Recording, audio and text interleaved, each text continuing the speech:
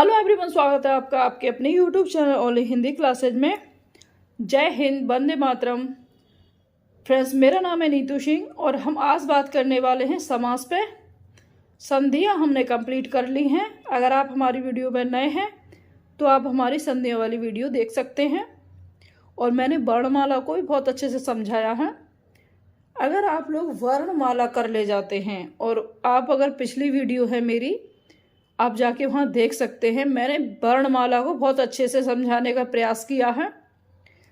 तो आप वर्णमाला पहले, आपको वर्णमाला अगर अच्छे से आती है तो ना तो आप संधि करने में हैं कहीं पर भी, मतलब आपको अच्छे से आ जाएंगी। कहने का मतलब ये है, समास भी आप बहुत अच्छे से कर ले जाएंगे। आगे के जो टॉपिक हैं उनको भी आप कर ले जाएंगे, जैसे जो अलंकार वगैरह होते हैं, ठीक है, मात्राएं वगैरह जो होती हैं उनको आप, दोहा वगैरह होते हैं उनकी मात्राएं काउंट करने के लिए करवाता है। तो अगर आप वर्णमाला आपने अच्छे से कर ली है और मैंने उसमें कोई भी टॉपिक नहीं छोड़ा है, ठीक है, तो आप चाहें तो वहाँ मेरी जो वीडियो है आप वहाँ जाके देख सकते हैं वर्णमाला।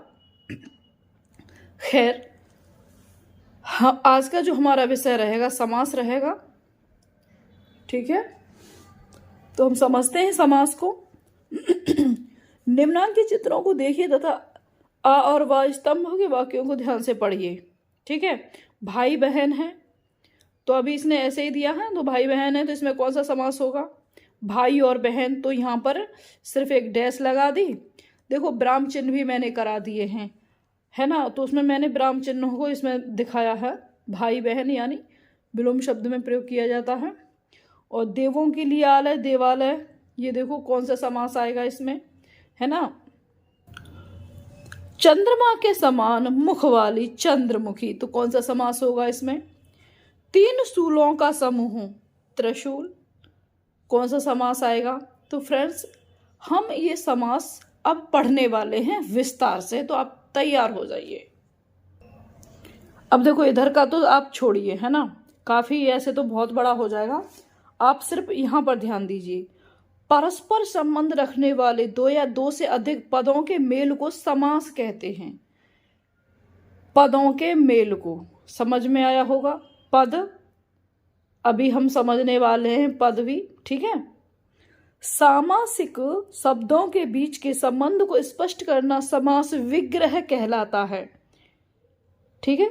जैसे समस्त पद है ये यहाँ पर नील कमल, और जब हम इसका विग्रह करेंगे तो कैसे करेंगे? नीला है जो कमल, ठीक है। अब फिर उस समास का नाम लेंगे अर्थात, ठीक है। और ऐसे ही यहाँ पूर्व पद और उत्तर पद, तो यह आपको यहाँ पर ध्यान रखना है, पूर्व पद और उत्तर पद, इसमें पदों का ज्यादा ध्यान रखना होगा। समस्त में मुख्यतः दो पद होते हैं, अब दो ही पद होते हैं। इनमें से पहले पद को पूर्व तथा दूसरे पद को उत्तर पद कहते हैं। समझिए, पूर्व यानी पहला ही होगा। तो जैसे यहाँ नील कमल है, ठीक है, ये नील कमल, तो ये दो पद हैं, यहाँ देख लो, नील और कमल, ठीक है। तो ये क्या है? दो पद हैं, तो इसको पहले पूर्व कहेंगे और इसको क्या कहेंगे? उत्तर कहेंगे। समझ में आ रहा होगा? ऐसे समझो, जैसे नील कमल है, क्या है? नील कमल, ठीक है। तो अब हम इसको क्या कहेंगे? नील को कहेंगे पूर्व पद, ठीक है। पूर्व यानी पहला भी कहेंगे ना, पूर्व माने पहला। और कमल को क्या कहेंगे? उत्तर पद, ठीक है। अब समझ में आया होगा? समझिए, जैसे राजमहल, राज प्लस महल, राजा का महल, पूरा शब्द है राजा का महल, तो यहाँ पर का हट गया है, एक शब्द बना दिया है राजमहल। तो ये तो समस्त पद हो गया। यहाँ जो राज है ये पूर्व पद है, महल उत्तर पद है। इसमें भी आप देख लीजिए, दोनों साइड में, इधर भी यहाँ महल है और इधर राज है, ठीक है, दोनों का अर्थ निकल रहा है। समास विग्रह, इसका विग्रह किया गया है, ठीक है। अब यहाँ कह रहा है भाई साहब कि संधि और समास में अंतर, तो क्या अंतर होते हैं समझ लेते हैं, क्या दिक्कत है। संधि और समास में अंतर होता है, संधि में जहां वर्णों का मेल होता है, ध्यान देने वाली बात है, संधि में वर्णों का मेल होता है, ठीक है। वर्ण तो आप समझते हैं, का खा गा घा चा छा जा झा, इनको हम वर्ण ही तो कहते हैं, तभी तो वो हमारी एक वर्णमाला है। वर्णों का मेल होता है। वहीं समास में दो शब्दों का मेल होता है। शब्द आप समझ ही रहे हैं ना, दो शब्दों का मेल होता है। समास में दो पद होते हैं, पूर्व पद तथा उत्तर पद, जबकि संधि में यह व्यवस्था नहीं है, संधि में यह नहीं है, ठीक है। अगला पॉइंट है, संधि और समास में एक समानता यह है कि दोनों में विग्रह तथा मेल होता है। हाँ, ये चीज तो सही है, दोनों में विग्रह भी होता है और इनमें मेल भी होता है। संधि में जहाँ संधि तथा संधि विच्छेद होता है, वहाँ समास में समस्त पद तथा समास विग्रह होता है। तो ये बात समझ में आई होगी आपको, ठीक है। अब कह रहा है समास के कितने भेद हैं। अब समास के 6 भेद हैं, कहीं कहीं पर 7 दिए होते हैं, क्योंकि एक नज समास और जोड़ दिया जाता है। हाँ, इसको भी मैं बताऊंगी, इसको थोड़ा अपने ही विवेक से करना होता है, ठीक है। नज समास उसको बताऊंगी इनके बाद में, ठीक है। तो समास के भेद 6 होते हैं। पहला अव्ययी भाव समास, बड़ा इजी है, आप इसकी इंग्लिश भी देख सकते हैं, ठीक है। तत्पुरुष समास, कर्मधारय समास, द्विगु समास, द्वंद्व समास, बहुब्रीहि समास। तो 6 समास हमने पढ़ लिए हैं। तो सबसे पहला जो समास होगा हमारा अव्ययी भाव है, तो हम एक क्रम से चलेंगे और अव्ययी भाव समास पर ही चर्चा करने वाले हैं, और ये आपको बहुत अच्छे से समझ में आएगा, ठीक है। अव्ययी भाव, जिस समास में पहला पद अव्यय तथा प्रधान हो उसे अव्ययी भाव समास कहते हैं। अब आप समझ लो, अव्ययी भाव समास यानी अव्यय शब्द, आपको अव्यय शब्द आते हैं तो ये आपके लिए और इजी हो जाएगा। अब अव्यय शब्द कौन से होते हैं, है ना, जिनका व्यय न किया जा सके, ठीक है। अव्यय यानी अव्यय समास जिनका व्यय न किया जा सके, व्यय यानी इनका व्यय किया जा सके, ठीक है। जैसे लिंग वचन की दृष्टि से, मतलब उनमें कोई परिवर्तन ना हो, ठीक है, उनको अव्यय समास कहते हैं। और इसे और आगे चल के विस्तार से समझाएंगे, ठीक है। अव्यय शब्द जो होंगे उनको भी मैं पढ़ाने की कोशिश करूंगी। तो आजन्म हम थोड़ा थोड़ा देखते चलेंगे ना यहीं पर। आजन्म तो ये हमारा क्या है, अव्यय शब्द है, ठीक है। आजन्म तो आ लगने से, यानी जन्म से लेकर, सिर्फ जन्म लिख दोगे तो इसका सिर्फ जन्म ही रहेगा, और आ लग जाएगा तो आ जन्म, यानी जन्म से लेकर के इसकी ये आदत अभी सुधरी नहीं है, जैसा है वैसा ही है, पढ़ता ही नहीं है, ठीक है। यथाशक्ति, अब यहां पर शक्ति शब्द ले दो। शक्ति तो सिर्फ शक्ति है, उसका एक ही अर्थ निकलेगा। और ये यथा क्या है, अव्यय शब्द है। यथा यानी शक्ति के अनुसार कार्य करना चाहिए, है ना। अगर आप पतले दुबले हैं तो झगड़ा ना करिए, वैसे तो करना ही नहीं चाहिए, ठीक है। आजीवन, अगर जीवन है तो जीवन का तो खाली जीवन है, हाँ भाई जीवन जीवन जी रहे हैं, बढ़िया है। और आजीवन यानी जीवन भर, ये तो मजदूरी ही करेगा, पढ़ेगा थोड़ी, है ना। प्रति सप्ताह, अब ये क्या है, प्रति अव्यय शब्द है ना, प्रति, सप्ताह हमारा शब्द है। तो आपको क्या करना है, मूल शब्द देखना है। बेस्ट ट्रिक बता रही हूं, क्या करना है आपको, मूल शब्द पकड़ना है। अव्ययी भाव समास में मूल शब्द देखना है, ठीक है। और जो हमारे उपसर्ग, बहुत सही समझा रही हूं, भले कम लायक आ रहे हों, भले वीडियो वायरल ना हो रही हो, कोई फर्क नहीं पड़ता है, ठीक है, मगर अच्छे से समझ लो। उपसर्ग होते, जो हमारे उपसर्ग होते हैं ना, वही हमारे अव्यय शब्द होते हैं, अव्यय शब्द हैं, ठीक है। और हमें इस समास को पहचानने के लिए मूल शब्द को पकड़ना है, और यहाँ से आप उपसर्ग भी सीख जाएंगे, और उपसर्ग प्रत्यय को मैं अलग से सिखाऊंगी अच्छे से, ठीक। टाइम की परवाह ना करना, टाइम तो चलता रहेगा, जब समझ में कोई बात ना आए तो क्या फ़ायदा। अब यहाँ पेट ले लो, शब्द सही है, मगर इधर क्या है, भर पेट, ठीक है, पेट भरकर। अब यहाँ ये क्या है, विधि ले लो आप, मूल शब्द पकड़ लो, विधि, यथा, यानी विधि के अनुसार। यहाँ प्रति है, ये प्रति क्या है, उपसर्ग है, क्षण। अब मूल शब्द ले लो, क्षण, क्षण क्षण, प्रत्येक क्षण, ठीक। अब यहाँ हाथों हाथ, हाथों हाथ, एक हाथ से दूसरे हाथ, ठीक है। तो आपको अब भी भाव समझ में आया होगा। अब चलते हैं तत्पुरुष समास। भाई साहब ये थोड़ा आपके लिए टफ पड़ेगा, अगर आपको विभक्तियां आती हैं तो आप इस तत्पुरुष समास को कर ले जाएंगे। और तत्पुरुष समास इस बार सीटेट में भी पूछा गया था, ये संस्कृत में भी बहुत पूछा जाने लग गया है। तत्पुरुष समास, जिस समास में उत्तर पद प्रधान होता है तथा पूर्व पद गौण होता है और समस्त पद बनाते समय कारक चिन्ह का लोप हो, उसे तत्पुरुष समास कहते हैं। मैंने क्या कहा, अगर आपको कारक चिन्ह आते हैं, इन्हें विभक्ति कारक चिन्ह, अगर आपको कारक चिन्ह आते हैं, कर्ता ने कर्म को करण से, ठीक है, तो आप इस समास को अच्छे से कर ले जाएंगे।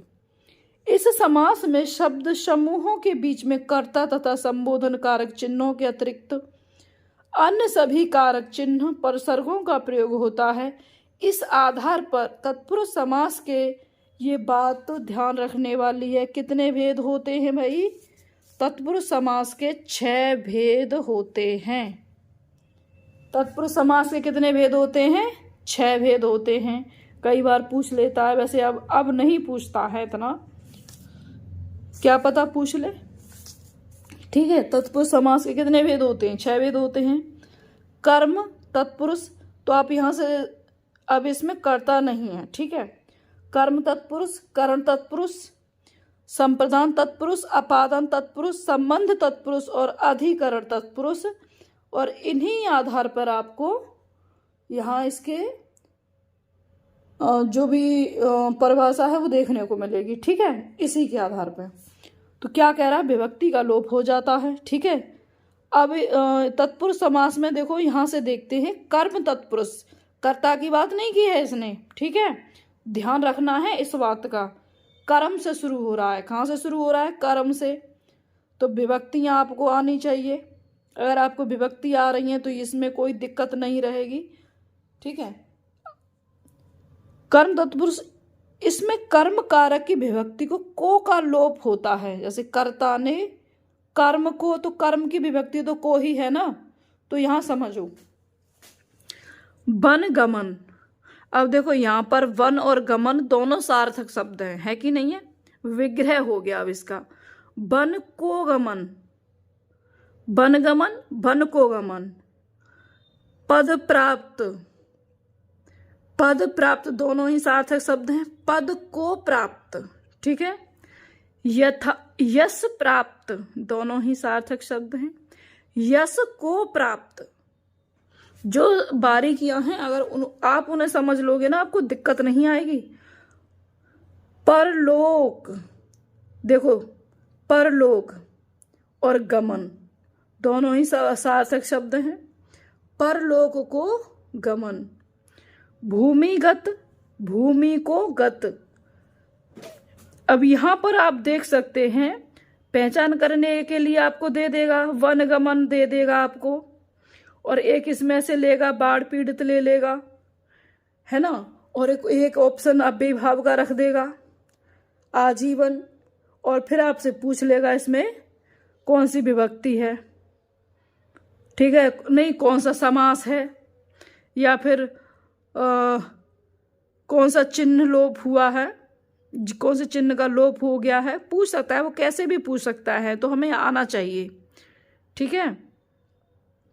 तो यहाँ पर देखो को विभक्ति का लोप हो गया है ना, और विग्रह करेंगे तो भूमि को गत, सर्वप्रिय। तो जैसे कभी हम एप्लीकेशन वगैरह लिखते हैं तो आपने देखा होगा हम इसी तरह के अच्छे शब्द, ये अधिकारियों को जब एप्लीकेशन वगैरह लिखी जाती है ना, तो हिंदी के जो अच्छे शब्द होते हैं ना, जैसे सर्वप्रिय, ऐसे शब्दों का प्रयोग किया जाता है तो आपकी एप्लीकेशन को बहुत अच्छा समझा जाता है, ठीक है। हिंदी के जो कठिन शब्दों का प्रयोग किया जाता है, सर्व यानी सबको प्रिय, ठीक है। अब है साहब हमारा अगला ख यानी करण तत्पुरुष समास।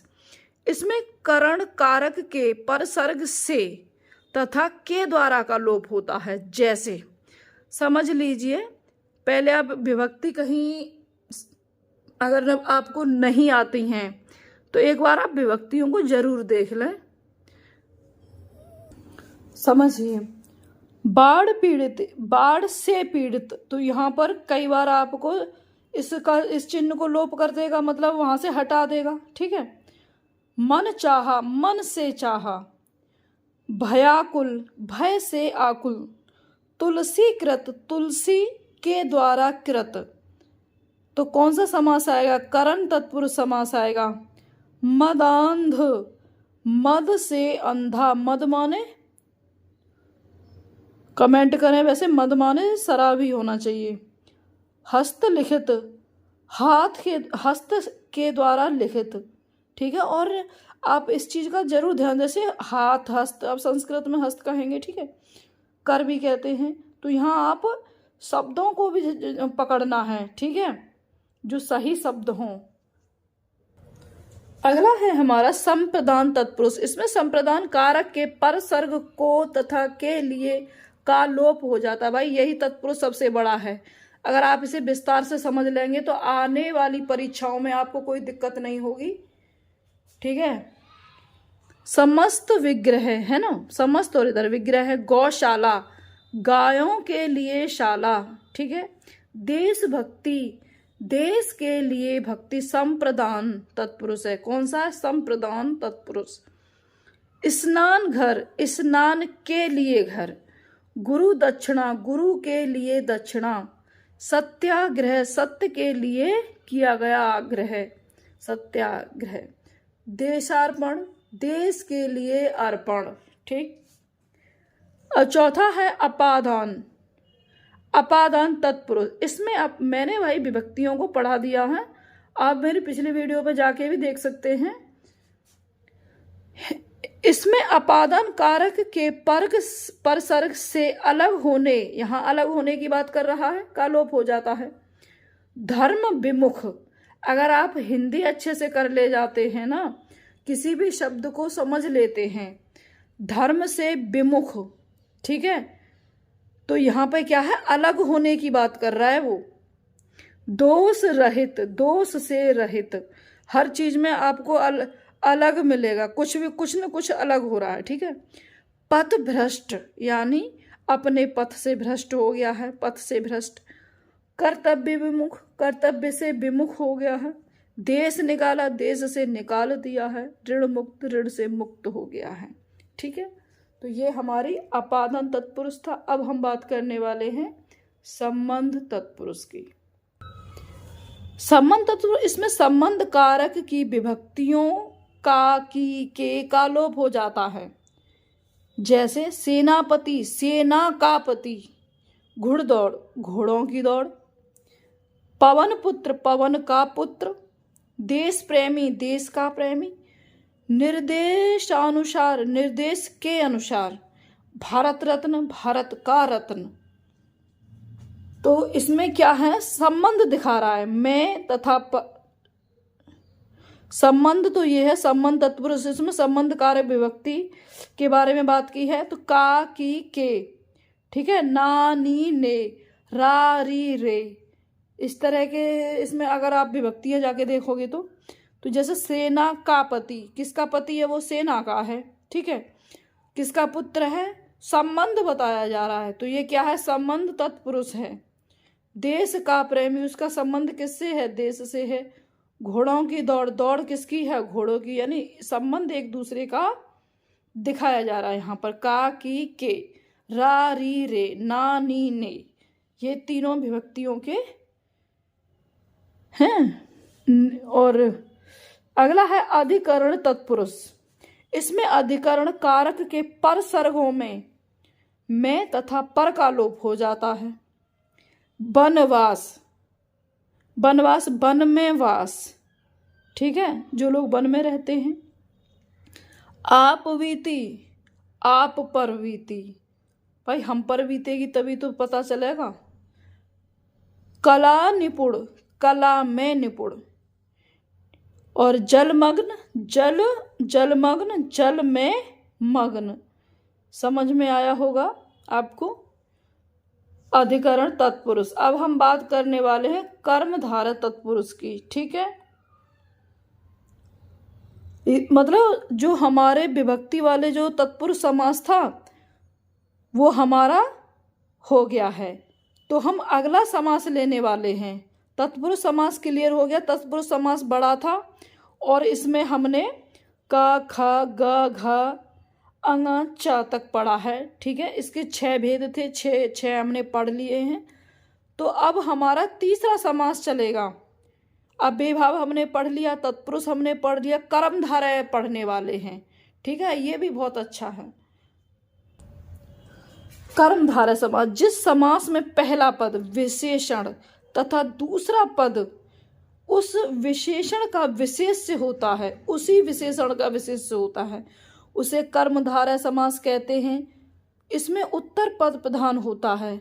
अब उत्तर पद देखो 2 पद होते हैं, पूर्व है ना। अभी यहाँ पर देख लो, पूर्व और पूर्व पद होते हैं, तो इसमें कौन सा पद? ये है उत्तर, दूसरा, यानी ये पहला हो गया, ये दूसरा हो गया। तो इसमें कौन सा पद हमेशा उत्तर पद, यानी इसमें ये वाला जो पद है ये विशेष होता है। समझ में आया कैसे?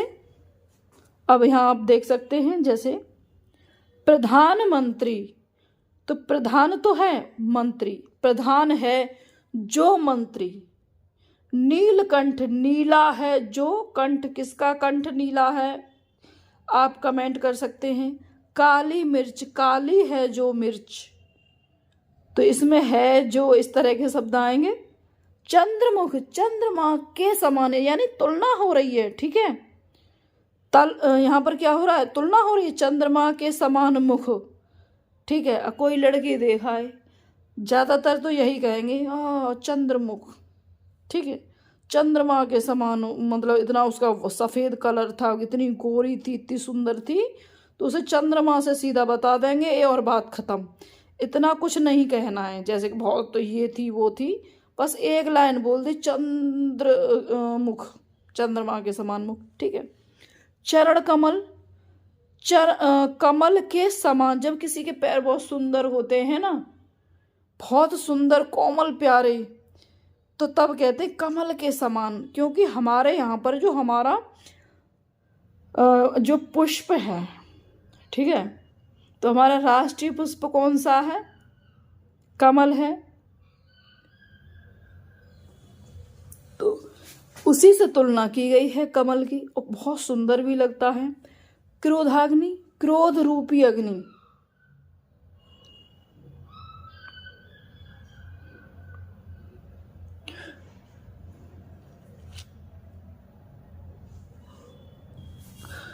क्रोध रूपी अग्नि जो बहुत गुस्सा आता है, तो ऐसे ही हो जाते हैं ना, क्रोध रूपी अग्नि।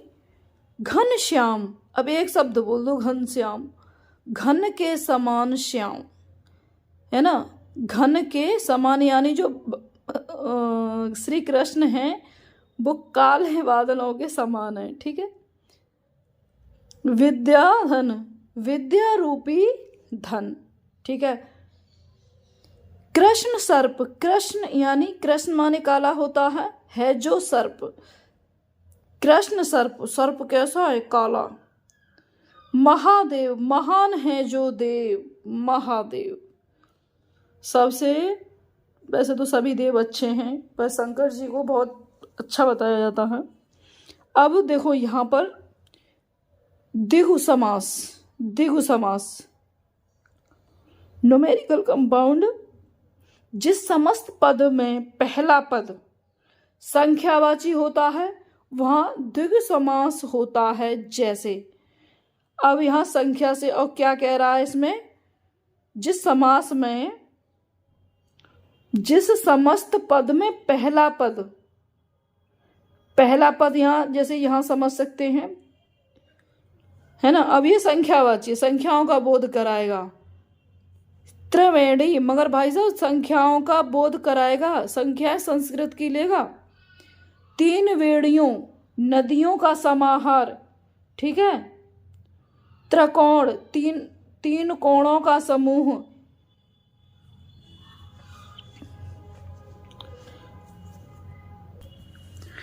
नवरात्रि, 9 रात्रियों का समाहार, 9 ही दिन तो होते हैं। त्रिभुवन, त्रिभुवन, 3 भुवनों, लोकों का समूह। तो यहाँ पर ये तो बहुत सिंपल है, द्विगु संख्यावाची, आप ऐसे याद कर लो, द्विगु संख्यावाची। चतुर्भुज, 4 भुजाओं का समूह। सप्तपदी, 7 पदों का समूह। पंचानन, 5 आननों का समूह। सप्तऋषि, 7 ऋषियों का समूह। तिरंगा, 3 रंगों का समाहार। पंजाब, 5 आवों, नदियों का समाहार। क्या इससे पहले आपको पता था? पंजाब के बारे में मुझे कमेंट करें। ये 5 आवों यानी नदियों का समाहार है, ठीक है। अब अगला हमारा है द्वंद्व समास।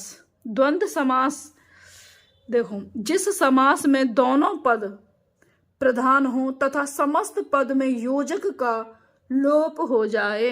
अब योजक, देखो चिन्ह, ये वाला चिन्ह जो मैंने शुरू में ही पढ़ाया था, ये है हमारा कौन सा? योजक चिन्ह। कौन सा है ये?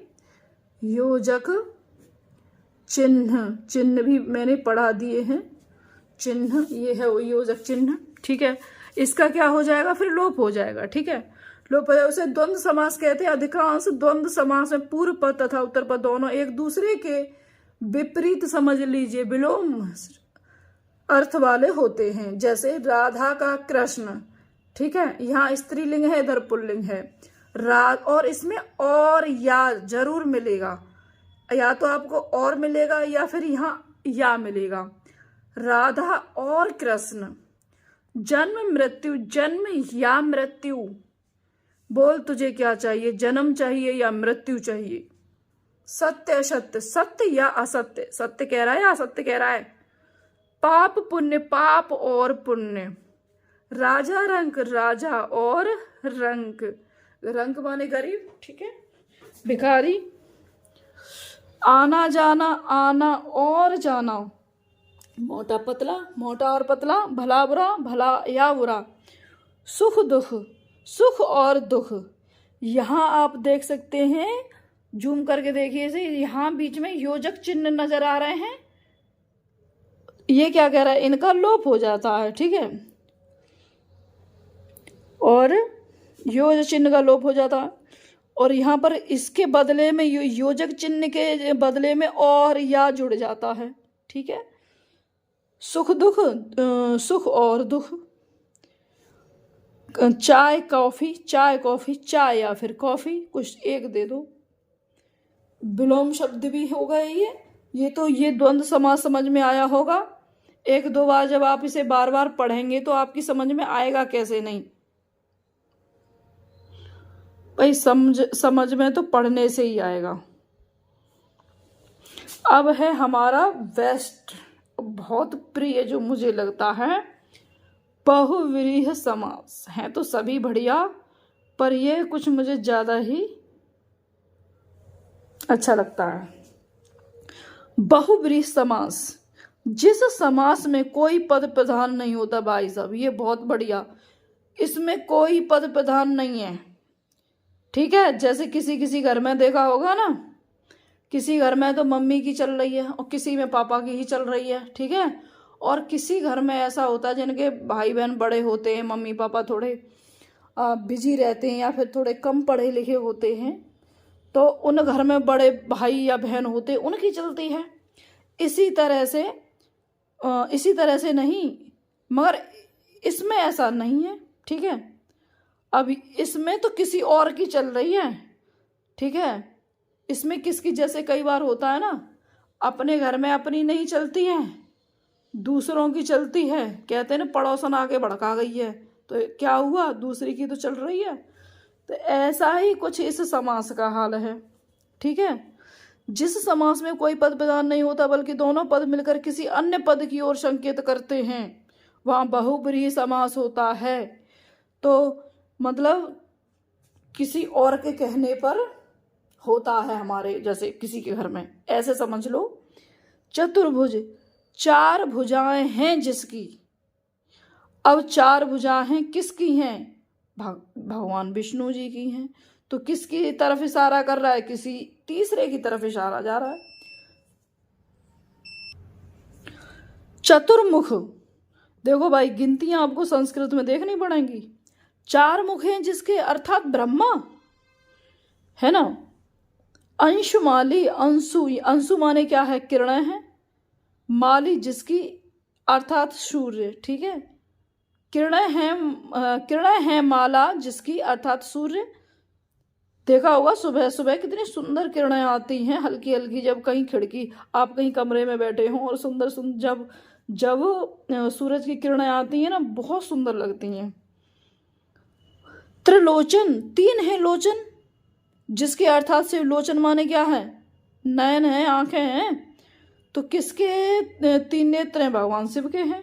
षटानन, षट यानी आप समझ लो संस्कृत चल की गिनतियां हैं, षट यानी 6 हैं। आनन जिसके, अर्थात कार्तिकेय।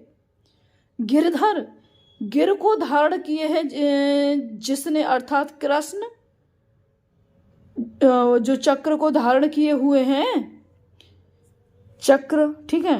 एक दंत, एक है दंत जिसका, अर्थात गणेश।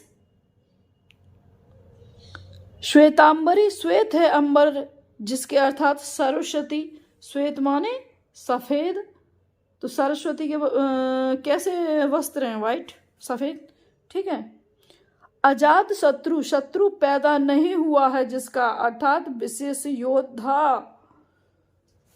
चंद्रशेखर, चंद्र है शिखर पर जिसके, अर्थात शिव, ठीक है। चक्रधर, चक्र धारण किए है जिसके, अर्थात विष्णु। अरे भाई, विष्णु जी ने चक्र धारण किया है और मैं कृष्ण को कह रही हूं, ठीक है। मीनाक्षी, मीन माने क्या है? मछली है। देखो, मीन माने मछली के समान आँखों वाली, अर्थात विशेष स्त्री। जब हम किसी के बारे में बोलते हैं ना, उसकी आंखें ऐसी हैं, ठीक है। खैर, कभी कभी ऐसा होता है कि जैसे बहुब्रीहि समास और कर्मधारय समास में कहीं कहीं कन्फ्यूज़न हो जाता है। तो परीक्षा वाला भी खैर मतलब इस तरह से बहुत ज़्यादा घुमा के क्वेश्चन नहीं पूछता है, वो वही पूछता है जो पूर्व वर्षों में पूछे गए हैं, जो विवादित ना हो। और विवाद हो जाता है तो फिर आपको 1 नंबर मिल ही जाता है। समास तो हमने अब पढ़ ही लिए हैं, ठीक है। अब जो ये कुछ इम्पोर्टेंट बातें हैं उनको समझ लेते हैं। कर्मधारय बहुब्रीहि तथा द्विगु समास की पहचान अच्छे से समझ लो। कर्मधारय और बहुब्रीहि समास की भांति द्विगु समास की कई बार भ्रमित करता है। जैसे षडानन, समस्त पद को हम कर्मधारय समास भी मान सकते हैं, ठीक है। बहुब्रीहि समास भी और क्या कह रहा है? द्विगु समास भी। आइए जाने कैसे। षडानन, षट यानी विशेषण है, तो ये किसकी बात कर रहा है? कर्मधारय की। आनन यानी ये विशेष से हो गया, ठीक है। अब यहाँ पर षडानन, षट माने 6 है, जो किसकी बात कर रहा है? द्विगु संख्यावाची की बात कर रहा है। षट प्लस 6, 6 हैं जो आनन मुख यानी कर्मधारय, अरे कर्मधारय की कह रहा है, ठीक है। षट प्लस 6 आनन मुख हैं, जिसके अर्थात कार्तिकेय यानी बहुब्रीह, ठीक है। और षट प्लस 6 आननों में मुखों का समूह यानी दिगु। यहाँ देख सकते हो, मैं यहाँ पर दिगु कह गई थी, नहीं है, यहाँ आप क्लियर देख सकते हो, कर्मधारय धर है, बहुब्री यहाँ है, दिगु यहाँ है, ठीक है। तो यहाँ आपको समझ में आया होगा कि ऐसे करके इसमें कंफ्यूज हो जाता है। अतः यह निर्भर करता है कि समस्त पद का समास विग्रह किस प्रकार किया जा रहा है। यदि उसका विग्रह संख्या और समूह के रूप में किया जा रहा है तो वहां द्विगु समास होगा, और यदि विशेषण विशेष तथा उपमेय उपमान के रूप में किया जा रहा है तो कर्मधारय समास होगा, अन्यथा बहुब्रीहि समास होगा। अच्छे से समझ लीजिए इस बात को, ठीक है। अब देख लेते हैं कुछ इंपॉर्टेंट बिंदु हैं, इनको ही क्यों छोड़े, समझते हैं। दो या दो से अधिक शब्दों का मेल कर उनका रूप संक्षिप्त करने की प्रक्रिया को समास कहते हैं। अगला पॉइंट है, समास की प्रक्रिया से बनने वाले शब्द को समस्त पद कहते हैं। नेक्स्ट, समस्त पद का विग्रह करके उसे पुनः पहले वाली स्थिति में लाने की प्रक्रिया को समास विग्रह कहते हैं। समस्त पद में मुख्यतः 2 पद होते हैं, पूर्व पद और उत्तर पद। पहले पद को पूर्व पद तथा दूसरे पद को उत्तर पद कहते हैं। समास के 6 भेद होते हैं, तत्पुरुष समास, और तत्पुरुष समास के भी 6 भेद होते हैं। ये बात समझ में आई होगी। तत्पुरुष समास, इसके भी 6 भेद हैं। कर्मधारय समास, द्विगु समास, बहुब्रीहि समास, अव्ययीभाव समास, बहुब्रीहि समास, द्वंद्व समास। अव्ययीभाव समास में पूर्व पद प्रधान होता है, जबकि तत्पुरुष समास में उत्तर पद प्रधान होता है। द्वंद्व समास में दोनों पद प्रधान होते हैं, जबकि बहुब्रीहि समास में कोई भी पद प्रधान नहीं होता है, बल्कि कोई अन्य पद प्रधान होता है। नेक्स्ट है, कर्मधारय समास में विशेषण विशेष्य का संबंध होता है, जबकि द्विगु समास में पूर्व पद संख्यावाची होता है, पहला पद संख्यावाची होता है, और संख्याएं भी संस्कृत की होती हैं। समास विग्रह द्वारा कर्मधारय, बहुब्रीहि तथा द्विगु समास की पहचान होती है। तो फ्रेंड्स, समास आपको समझ में आए होंगे। मैंने पूरी कोशिश की है, मगर फिर भी हर इंसान पूर्ण नहीं हो पाता है, ठीक है। तो कैसी लगी वीडियो, कमेंट वगैरह कर दिया करें, लाइक वगैरह कर दिया करें फ्रेंड्स, मेहनत तो करते ही हैं। तो मिलते हैं नेक्स्ट वीडियो में।